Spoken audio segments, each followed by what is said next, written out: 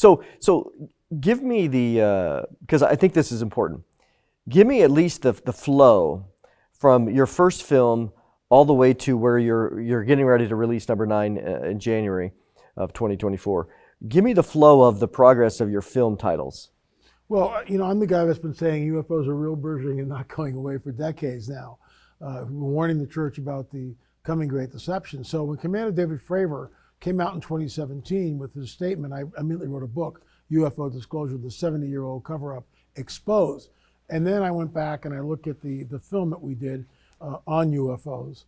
And I just went, it was too long, and I did a director's cut, which became the first film in the series. It was a redo of that film. We left a lot of stuff out, but it was to show that and that's when the Paul McGuire interview is. Also Billy Crone is in that film. Yeah. So there's some really cool stuff in that film. And the second film, we sat down with 2 expert witnesses, Francisco Carrero, who's the head of Exopolitics Portugal, and he's got a completely different paradigm than I do on this. He believes that they're from another galaxy, or they're visiting us. And then Preston Dennett, who's also an author and written numerous books. And I've interviewed Preston.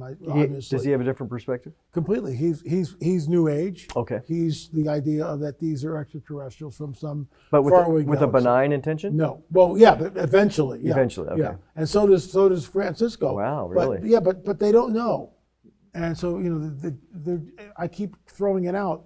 If they're so benign, why not give us the cure to cancer? Yeah, with the technology they have, yeah. Why abduct a 5-year-old at 3 o'clock in the morning and do it over and over and over again? Yep. Why manipulate sperm for men and ovum for women over and over and over again? So okay, you don't get ahead. That's number 2. Yeah, so number 2 is what? Abductions? No, number 2 is the sitting down with Francisco and Preston Dennett. Then number 3 was the idea of a lot of witnesses, close encounters of the third and fourth kind. People coming in that have had encounters Testimonials, with these things. Testimonies, person after person after person. And the testimonies are riveting. I mean, they really are. Some of them are unnerving. The 4th film is on abductions. And that's, by this time, I'm working now with Gil Zimmerman, my business partner, and we're trying to raise the bar and make the films better. Because talk about Gil's past for a minute. Pardon me? Talk about Gil's past. Gil spent 30 years in the film industry in Disney, and very skilled guy, very smart guy. Yeah. Real smart, and he's helped raise the bar and made the films, and I think each one gets better and better as Gil and I work out a working relationship. So he worked at DreamWorks and Disney for basically 30 years. Back and forth. So he helped with Abductions, and then what was next? Well, the abduction film. Let me talk about that for a second. We're the only Christian film company that's ever done this, hands down, this type of a deep dive into the whole phenomenon. We interviewed 4 people who were abducted. This isn't demonic illusion. And if you go up to them and you tell them it's all in your mind, you're just imagining this, you might get punched in the nose. How dare you? You don't know what I went through. Al Matthews talks about being taken, the whole car is taken into the ship, and now he's being lowered in a beam of the most intense white light you've ever seen in your life, and the car is swaying like this, hits the road and drives by itself. That's not demonic delusion. Sperm is taken from the men, ovum is taken from the women. Karen and Angela were impregnated, and that baby was taken from them in the 3rd month. That fetus, that hybrid entity was taken from them in the 3rd month of the 1st trimester. What physical, for those that are doubtful on some of this, say, it's in their mind. What physical characteristics or remnants, maybe scars or other things like that? Maybe talk about the little boy who was locked up. What things that are physical that are in abductions that show it to be outside of that person's brain? So here's Emil Jurek, okay? And I'm interviewing him. Emil has an implant. We took the implant out. We're the only Christian ministry ever to do that.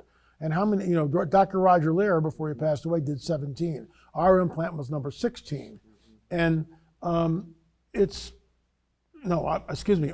implant was number 17. We were the last implant that Roger took out. Before he died, yeah.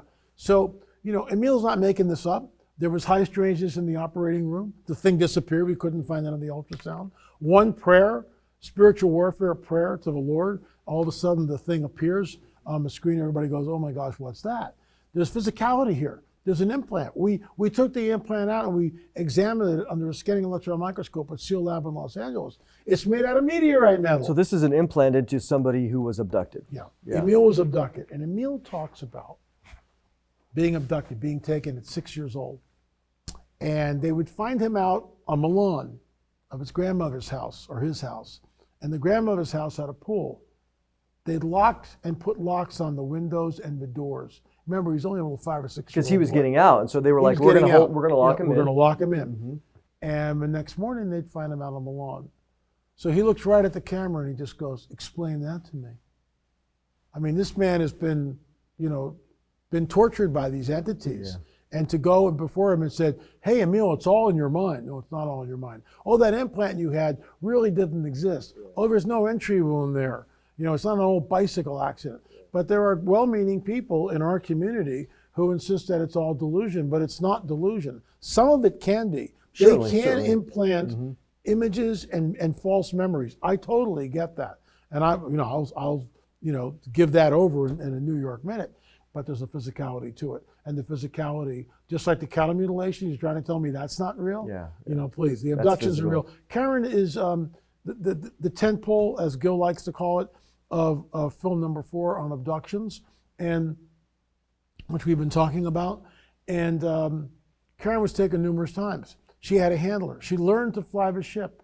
Really? Just like Preston Dennett's Dolly, who's not a Christian, who had a handler, who never broke free from the phenomena and learned to fly the ships. And I realize some of you out there are going, LA, that's the craziest thing I've ever heard. Well, we Christians have this truncated view of the supernatural. Do we really think that the dragon's not trying to regain territory? Do we really think that he doesn't know the end game and he knows that where he's headed and he wants to desperately take as many people with him? Does he know? And this is why the breeding program is going on. Karen's impregnated. In the 3rd month of her pregnancy, she's re-abducted and the baby is taken from her.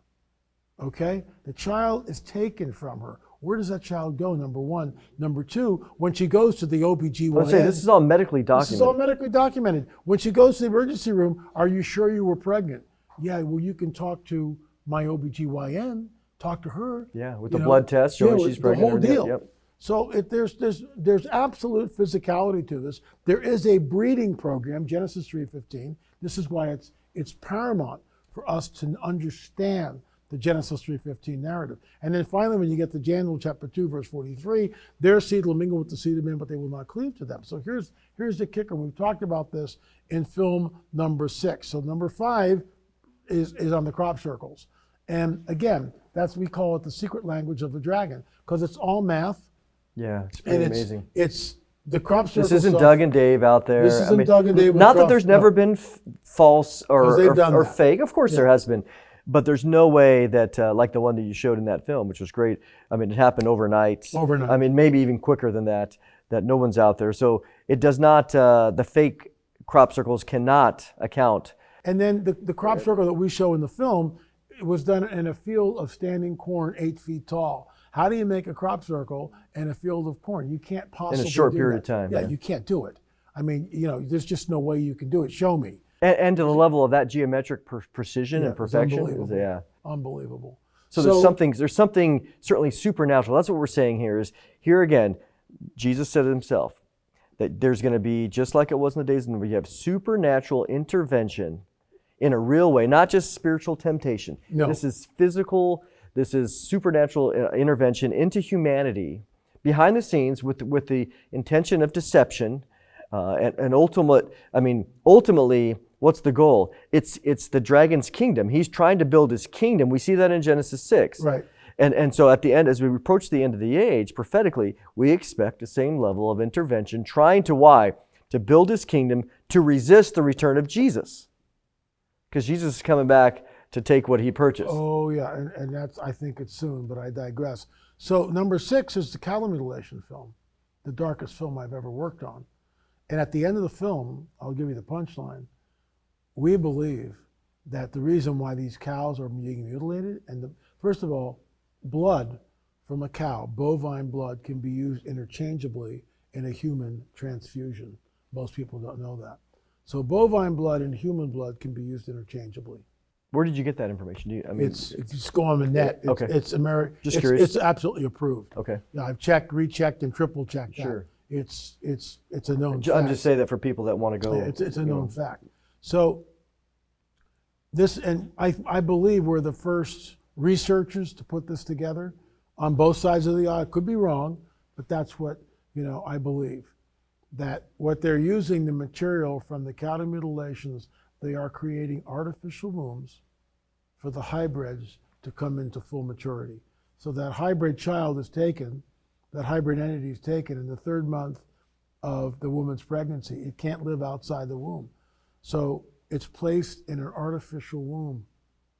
And abductees have seen these artificial glass-like containers with these different hybrids, and they look very alien-like. And I realize for some of you, that's like, whoa. That is whoa out there. But talk about how, and have you interviewed Dr. David Jacobs? Yeah, we interviewed Dr. David So Jacobs. Absolutely. Talk about him as a secular person, and his book, Walking Amongst Us, and talk about the research that he did and how it coincides with your research. Yeah, Dr. David Jacobs, a secular researcher, a professor of history at Temple University in Philadelphia. I've met him several times and interviewed him several times, and he makes no bones about it.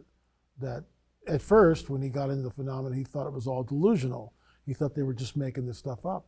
And then he got to a point where he realized that it was real, and that these people, these women that were coming, and men that were coming to him, were not delusional, not making this stuff up. They were being taken. And produce it. Talk about hybrids. Well, the hybrids, what Dr. Jacobs believes as I do, he calls them hybrids, human hybrids, human alien combination. So he doesn't know anything about the seed war. He doesn't. Yeah, this isn't religious. Nothing about the seed war at all, and he realizes that they are creating an army and walking amongst us. And walking amongst us, and that's the title of his book. Mm-hmm. Yeah. So here we are. Again, the goal is to see that as we approach the end of the age, these are all the things that are happening behind the scenes. Again, this isn't Sunday school, No, it's not. And we know this is advanced, deep end of the pool. Yeah, deep into the pool here in that regard. And of course, God hasn't called everybody to be experts on this, but what we're saying is the research that is happening here is trying to help as many people as possible that are caught up in the New Age or other things to say, hey, we're trying to seek a biblical framework for what is coming. And so the things that are happening with the government and these rumors and Hollywood media is bringing it together in a very systematic biblical framework to say, hey, everybody, wake up, be aware. 1 Peter 3:15, always prepared to give a defense. As you hear these things, you could say, well, hey, you're hearing this out there, and again, in the New Age framework, but the Bible speaks about this. Right. And as it relates to, very again, clearly, the abductions. So your series, again, takes it from the beginning all the way through, which I think is extremely helpful for those that are called, which we're all called to have an answer. Again, that it's not just limited. It's the answer is to be more than just the biblical, the gospel, certainly. But this is the three-dimensional aspect of the gospel and the seed war, what Jesus accomplished in order to win everything back, not just salvation for us, but again, the defeat of his enemies. So you get into what's 7, film 7. Well, 7 and 8 are on Roswell. Okay. And 7 is Roswell Revisited, Exoneration. Okay. And in that film, we sat down with the heirs of the Marcel family, Linda Marcel, Denise Marcel. There's also an interview I conducted with Jesse Marcel Jr. before he passed away. So for those that have no idea Marcel, they have no idea what that means. Explain it. Okay, 1947, Roswell, New Mexico. The 509th Bombing Group is stationed in Roswell, New Mexico. They are the only atomic bomb group on the planet, and they are there.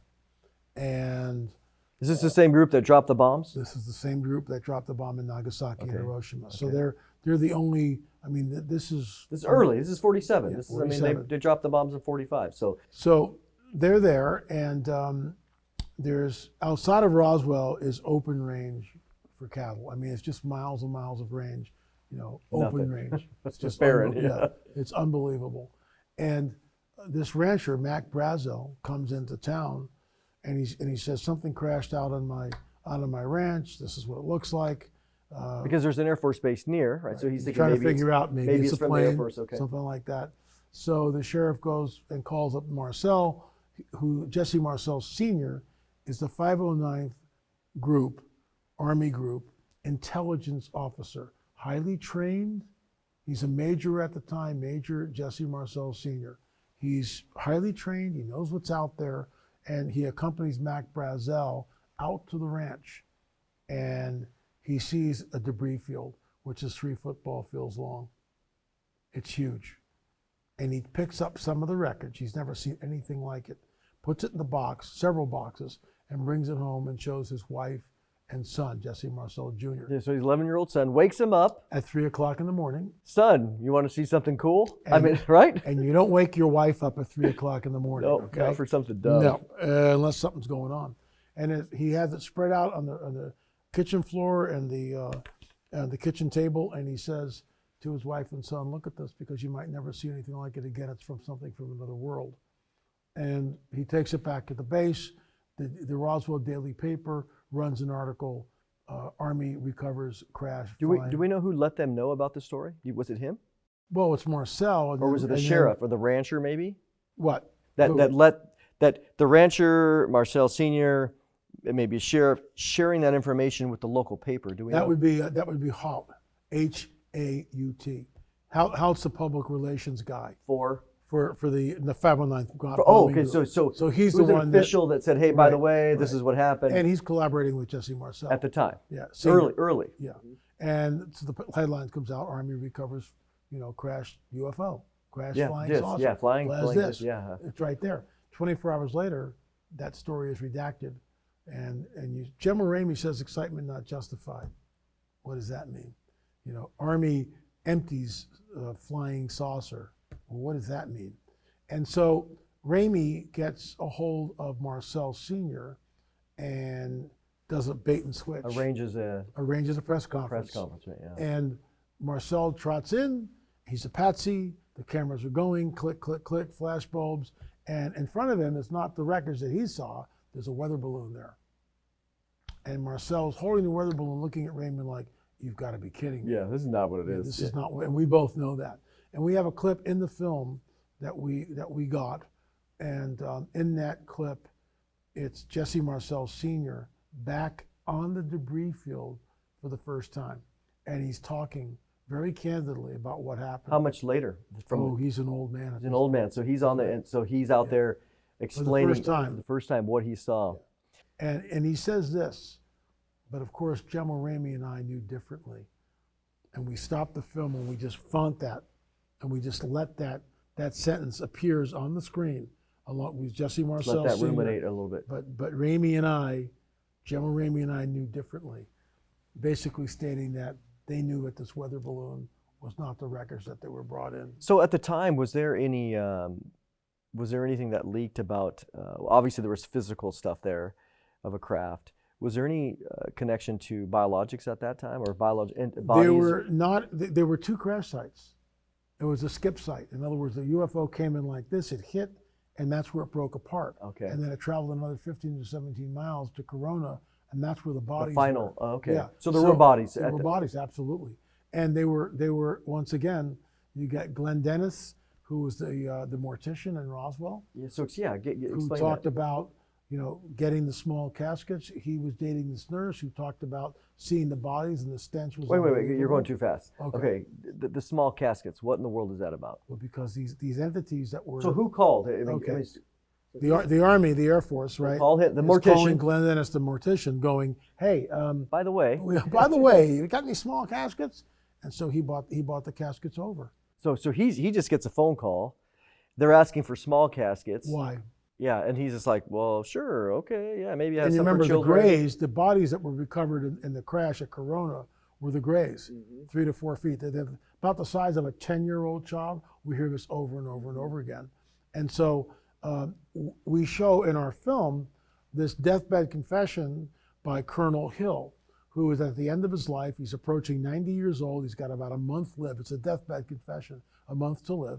And Jim and Carolyn Rankin are his caretakers. and they're helping him go through the end-of-life process. And one day, out of the blue, Carolyn asked him, "What about Roswell?" Because So who is he? well, Colonel Hill is OSS. That's the forerunner of the CIA. He was an intelligence officer in World War II. Okay. So he's like, So he's not necessarily part of the 509th. No. He's outside, but he's OSS. He can go anywhere he wants to go. Anywhere he's told to go, intelligence officer, that's where he goes. So Carolyn asks him, "What about Roswell?" And Hill goes, "What about it? Was it a weather balloon?" And Hill drops his head like this and lets out a deep sigh and goes, "Wasn't a weather balloon." And then he begins to tell Carolyn the story that he was flown from Dallas-Fort Worth to Roswell, New Mexico, 48 hours after the event. One of the aliens, so-called aliens, was still alive. As an intelligence officer, he tried to communicate with it. He couldn't. They had 6 fingers, according to Hill testimony. They had the almond black eyes, the large heads, and they were the size of a 10-year-old child. Deathbed confession. So that's in our film. So that's in this film, the Roswell. Yeah, okay. So Roswell. So I want people to grasp something here that, and this is a disagreement, I think, even amongst some of the prophecy teachers, or even those that a lot of those things are not real. It's delusional, or maybe it's government owned or government, technology that's physical. But this is in the same way that a Nephilim, supernaturally, was a physical being. It wasn't just a spiritual being. No, not at all. In the same way, we would not be surprised then if here we are at the end of the age, really close to the establishment of Israel, right? Starting the end of the age, that there would be some sort of physical hybrid that, again, is a supernatural product. It's a product of a supernatural intervention. I mean, again, that's not surprising. So to have a little 3 foot, 4 foot gray, I've never seen one. I'm not saying I have, but it doesn't surprise me. It doesn't ruin my faith to think that you'd have something physical here. Right. It's not just a spiritual demon. Demon is immaterial. This was a real something. Yeah. It was real. The bodies were real. They were all. The craft is real. Yeah, everything was flown to Wright-Patterson. That's what Colonel Hill said before he passed away. Yeah, these aren't just lights in the sky. It's demonic delusion. These are actually physical things. Which again, it brings up a lot of other questions. Where did this metal come from? Where was it mined? Who was creating this and fabricating it? And where? And where? But it's funny how we have this truncated view of the supernatural. Yet we know from the book of Enoch that there's this quid pro quo going on, that they come down and they show mankind, early mankind, the art of metallurgy. I mean, we know that now you could throw out the book of Enoch and say, well, it's not part of our canon, and But you see metallurgy and the explosion of this technology in Genesis 4. So that's a biblical model anyway. Right, it is. So where does it come from? Yeah, where does it come from? Where all of a sudden, boom, there's this explosion of knowledge. Yeah, exactly, Tubal Cain. So even though we reference the book of Enoch, we know it's not scripture, but that is providing a framework. We can appreciate its historicity, and it gives us a framework. Especially because Jude 14 quotes absolutely. it. So doesn't make it scripture, but it does provide some extra background to the Genesis 4, which is a precipitation of Genesis 6. And if you were going to keep one book out of the hands of the people of this earth, that's the book you keep out. Mm-hmm. No matter what. You don't read Enoch. Whatever you do, don't read Enoch, because all Enoch does is just explode Genesis 6. It really does. So here, the film 7 and 8 here, Roswell 1 and 2, basically, you decided, I want to do a deep dive on this. I'm going to present the information. I want to go back for a moment because we mentioned Jesse Marcel Sr. He has this 11-year-old son, which you referenced, Junior, who grows up. He grows up as the son of this famous guy. Right. He marries. He has children, or at least one child. And then he gets married. Now which I thought was awesome, you interviewed his daughter, Jesse Marcel Jr.'s daughter, which is the granddaughter of Senior, as well as the daughter-in-law of Senior. That's kind of unprecedented. What an honor that was. It was, and Denise was very, very good on camera, and she was very forthcoming. Denise, who's Denise? Denise is the daughter. Sorry about that. Denise is the daughter of Jesse Marcel Jr., and she talks about the whole thing. What I mean by that is how it impacted the family, because it impacted the family in a great way. Linda Marcel, who's Jesse Marcel Jr.'s wife, said the same thing, that it impacted their family in ways that are just unbelievable. There was a stigma with the Marcel name. And so that's why we call the film Exoneration, because as a filmmaker, I looked at this and I was really, really ticked off. There was a film that came out in 2016 by a group of Christians that at the end of the film, they insisted that the Roswell event was a weather balloon. They did? Yeah, and I sat there and I was really ticked off about that because they hadn't done their homework, in my opinion. So that's Did they interview either one of them in their film? No, they did not. Okay. No, and certainly, and Jesse Marcel Jr. was not alive by then. I don't believe he passed away a few years earlier. But I got to interview him. He was there at the Roswell conventions all the time, and that's how I got to interview him. And I know about this particular film crew, and I'm not going to disparage anybody. Look, they're brothers in the Lord, and God bless them. But let's tell the truth. Let's find out what the or truth at least is. do an interview. Do something. Get first-hand information. And they never interviewed him. And at the end of their film, they basically state that Roswell was a weather balloon. So everything that Jesse and his family was all made up, basically? Yeah, that's the thing. That's why the film was taste called, that they left? Yeah, basically, yeah. But they never interviewed anybody. They never got the other side of the story. And that's why we made Exoneration. And if it's just a weather balloon, then what did we find in the debris field? So okay, that gets into it. There's your segue. That gets into the segue of film 2, Right. where again the subtitle is the debris field. So you go there. So that you go there when? We went there. We actually flew into Albuquerque and then drove to Roswell. Which was when? Was that July? This was July no, of. oh no, it was I'd have to look. I honestly don't But remember. was it this year? Yeah, this year. Yeah, this year. So basically So 2023. July of this year, Yeah. 2023. Mm-hmm. And the head begins to spin. There's just too many. Right, you've been doing a ins and lot outs, this year right. for sure. So we're out there, and we interviewed Dennis Balthazar, who's a ufologist who's been studying Roswell for decades, as well as Frank Kimbler, who was our guide to the debris field. And we film in the Roswell Museum, and thank you, Roswell Museum, for allowing us to film there. And Frank Kimbler had pieces of the metal, which he showed me. And he also found 3 buttons in the debris field, and he had those aluminum buttons, and he did the deep dive on it and did the research on it. These buttons were from military fatigues from the 40s to the 1950s. That's So the window clearly of time. that shows you, at least from an archaeological perspective, some level of corroboration that you have military people there. So it's not like you were in some random field. You were in the right place. We were in the right place. And why are we finding all these buttons in the debris field? Because they went shoulder to shoulder on their hands and knees, Mondo. They picked up every piece. But again, we show this in the clip from the White Sands. It was probably smuggled out of White Sands. We don't know the source of it, but it shows when the UFO hits, it explodes with such an unbelievable force that it's just mind-boggling. Things went into the earth. And things like a 22 bullet right into the earth. They didn't get it all. And the buttons are proof that they're out there trying to get it all, but they didn't. So we're out there with metal detectors, and we pray to the Lord, please show us something. Give us favors. Show us what you want to show us if you can. And we're done the prayer. We're still sort of in the prayer huddle, Gil Zimmerman and Jim Peterson and myself. And Frank Kimbler's about 50 yards away, 35 yards away. He wasn't part of the prayer. No. And Chuck Zukowski, they're with the metal detectors out there. Frank goes, hey guys, I got something, come over. So we go running over, cameras are still rolling. And you have this in film too? It's all in the film. Okay. Deet, deet, deet, and the metal detector's going off. So we make a mark where he found something, and we put the metal detector down, and he's a little shovel, and he's going like this, and he's digging it out. To cut to the chase, he's got a little pile of dirt. So here's the metal detector. He's taking the dirt and he's going like this. This is called sifting. This is called archaeology, sifting, right? In archaeology. Yeah. Nothing there. Next pile. Nothing there. Picks up another one. Beep. Now it's in his hand. So he splits it, sifting, splits it in half. It's not in there. Beep. It's in this one. Opens it up, goes like this and goes, oh my gosh. And we have one. And we show it in the film. Once we get all the dirt away from it, he holds it, I pour water over it, we put it in my hand, and there it is. And it's a piece from a debris field.